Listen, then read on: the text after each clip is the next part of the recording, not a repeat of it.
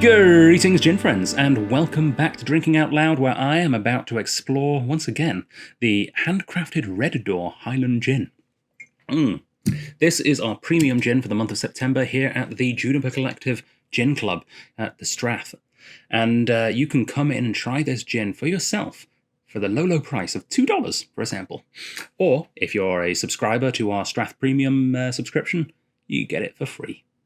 Yeah, cheeky devils. All right.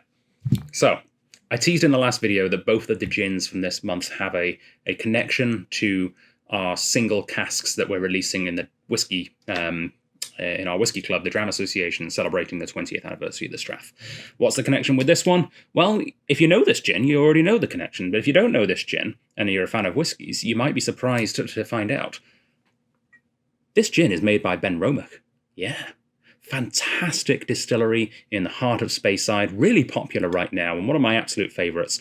And also the first of our single casks to be released this year. Our beautiful sherry cask Benromach, available in store right now. Check out my previous video with all the information on that one. But yeah, let's see if they know how to make a gin. Well, I mean, I know they do. I love this gin. I've had it before, but we should probably do it all over again, shouldn't we? Open the Red Door to discover a world of flavour handcrafted in our copper still Peggy. I love it when they name stills. Our small batch London dry gin has a heart of finest juniper infused with locally influenced botanicals that reveal the distinctive citrus notes of bitter orange, aromatic sea buckthorn, pearls of heather, and rowan berries, perfect as the base to a sensational gin and tonic. I absolutely agree with that. This and Fever Tree is my go-to G&C and has been all summer long. Yeah. Why did I pick this? It wasn't just the connection to Benromach. It was also because I wanted to showcase two gins of the same style from different countries in the same kind of price range, actually, as well, that also have a key botanical in common. I always get orange on this. And if you watch my Stillhead video, where we've got our own special recipe from local distillery Stillhead, which includes Shawnigan Lake, peat, smoked juniper, and blood orange peel, you'll know that I found orange all over that one. I almost always find orange in this gin as well, which is funny because it's a red bottle, and I think that confuses a lot of people because the gin is not red, as you're about to see. If I had my way, I'd make it an orange bottle. And I think it would be confusing, being the fact that it's called Red Door. But I think that's a talking point, just like how Black Bottle used to be in a green bottle. And it's because black glass couldn't be acquired during the Second World War, so they used green glass, but they didn't want to change the name. So it was Black Bottle in a green bottle. I think that kind of talking point would do wonders for Red Door. Red Door in an orange bottle. Do it, guys. All right.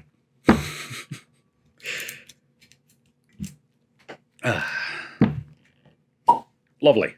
So yeah, a lot of people, I think the bottle has maybe fooled a lot of people into thinking this is going to be one of those flavoured gins where it just tastes like a basket full of raspberries or, you know, a rhubarb and ginger cake or something. No, it's not a flavoured gin. It's a London dry. It's a classic, as you can see, normal gin-looking gin in a red bottle. Perfect in a G&C or a martini. But it does have an objectively strange nose. And that's one thing I absolutely love about this gin, is it feels like I've got two different drinks at once. The nose has this almost meatiness to it, right? It's almost, kind of like their whiskey does, to be honest. It's almost like a grilled chicken breast or something. It's got this light salt and peppered meat aroma, which is unusual, to say the least, in a London dry gin, but I love it. And especially because on the palate, it's not there at all. It's like this weird mystery that I'm trying to solve every time I have a sip. Yeah, where'd the chicken go? Did it cross the road? So what comes across on the palate, though, instead, is a creaminess to it. And I mentioned in the last one, it kind of reminded me of... imagine like a tiger sorbet instead of an ice cream, right? You've got that licorice from the Star Anise, and you've got the orange, and this sort of sorbet-esque kind of a thing. This one's got the ice cream. This is a true tiger. So some of the botanicals that they list in this one: angelica, coriander. Does that sound familiar? Because it should, because it's almost exactly the same list as the stillhead, funnily enough. Juniper, of course. Lemon, orange, rowanberry, and sea buckthorn. And that's where it starts to get a bit weird. And I'm wondering if the sea buckthorn is what is giving the interesting sort of almost meaty aroma and the creamy taste. Rowanberry is a relatively popular ingredient for things in Scotland. I always get it mixed up with tayberry.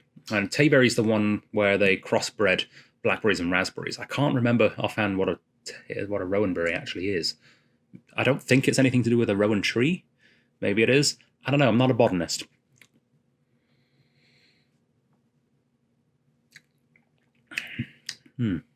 But, you know, if anyone really needs to know, drop me a line in the YouTube little boxes where you comment section. There you go.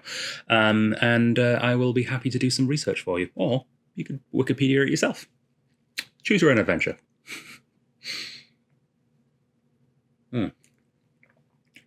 Yeah.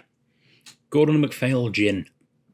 It feels odd, doesn't it, to have a really classic old school distillery like Benromach just throw hundreds of, well, not hundreds, but decades of experience of whiskey making into an effort to make a gin as well. And it really speaks volumes to the popularity of Scottish gin these days. Scottish gin, I feel like it started off on its own. There's, a few distilleries making it, like Edinburgh Gin, of course, and, the classic Hendricks.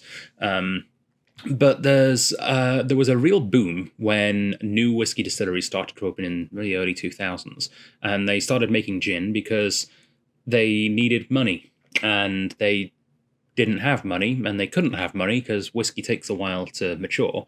So they made a gin. Makes sense. You got pretty much all the equipment right there. Make a gin in the meantime, and so many distilleries in Scotland use that model to start up. And it kind of inspired existing distilleries like Benromach here to start making gin themselves. Bruichladdich, of course, has the botanist. We've got Currun from, I think it's Currun, it's Balmenach or something, isn't it? Yeah, I think it's great. I love gin. I like how gin tells a character of the landscape. I feel like whiskey tells a story of the people, and gin tells a character of the place. And other spirits tell the character of the history of the place, right? What ingredients were available in the days before mass trade to be able to make into a spirit. Mind blown. But yeah, gin really does feel like it has a close tie with the geography of the place, especially when you've got things like tayberries and rowanberries and, well, there's not tayberries and there's sea buckthorn and rowanberries. It's still weirdly chickeny on the nose. Chicken gin for the soul. That's a bad name. I'm not going to call it that. I'll probably give it something about the whole red-orange question. But yeah, creamy on the palate. And it really does make a beautiful G&T. It adds a sort of thickness to the feel of a gin and tonic. All right. Well, it is available right now. Of course, it is available to all Juniper Club members for 10% off. Regular price is $53.83, which for an imported gin from a small craftish distillery in Scotland is a really bloody good price, I have to say. You can get it 10% off. It's $48.45. I also should have mentioned it's 45% alcohol, which is a nice touch. I like the higher proof on a lot of Scottish gins. I can't remember where I live. It was either the UK or in the Southern Hemisphere down in Melbourne, where I found a lot of gins were being bottled at like 37.5 for some reason. Don't understand that. I don't like it. I feel like 40 is a bare minimum for gin and should be, much like whiskey. But I love it at 45 as well. So yeah. Thanks, Benromach. Great little gin there. I'll see you guys on the next video where I'm launching a brand new club. Check out our Still Explorers launch with a free dram or sorry, I keep calling it drams, a free, I guess, tot. I might give away one of them is, and a premium one as well in the next 2 videos. Smash it on.